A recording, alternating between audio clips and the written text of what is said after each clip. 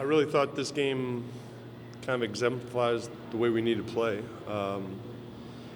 Rodney and Ennis had really good games. They're leading scorers and didn't even play in the fourth quarter.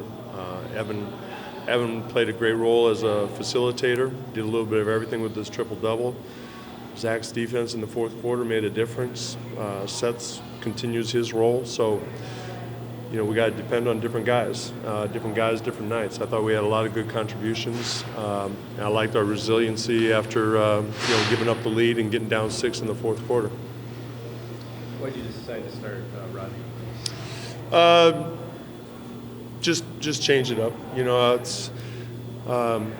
We'd won 5 or 6 in a row with Jake, and so I didn't want to change it up. It was something we were going to look at eventually, I just didn't want to change things up while we were winning games. But it was something we were going to do eventually. And what do you like about him in that role? Well, he got off to a great start. Obviously, he's he's a scorer. I think in that lineup tonight, anyway. In the first half, he was really gave that first group some scoring punch, and was able to handle a little bit. He's a different type of player than Jake. We'll see going forward what we do, but most likely he'll start after a win. Most likely he'll start next game.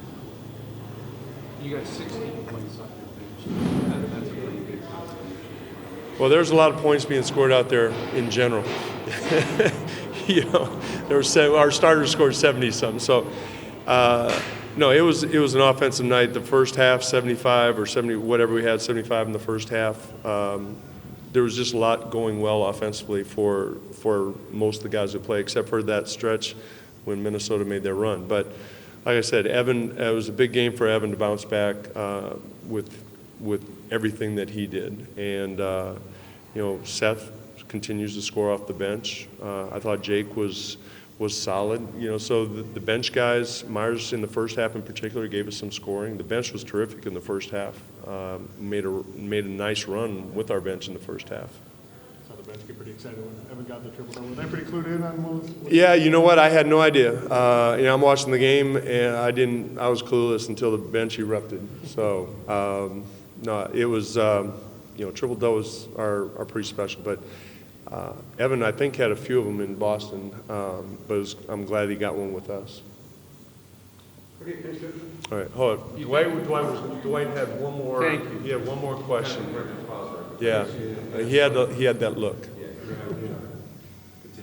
Are you a little concerned you might have to score 120 every night to win?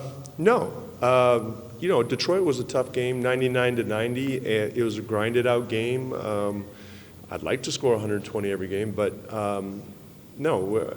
Minnesota's been scoring. They've scored over 126 games in a row. I don't know how many they're scoring. So we didn't do a good job defending them in the first 3 quarters, but in the fourth quarter we did, and so that's the most important thing.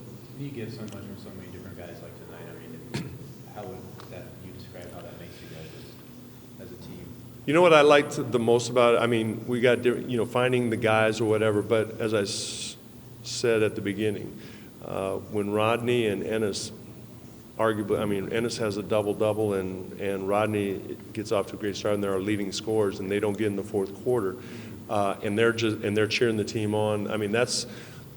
That's what teams are made of. Is you do what you do while you're on the court, give what you have while you're on the court, and when you're not, you cheer your teammates, and hopefully it all works out.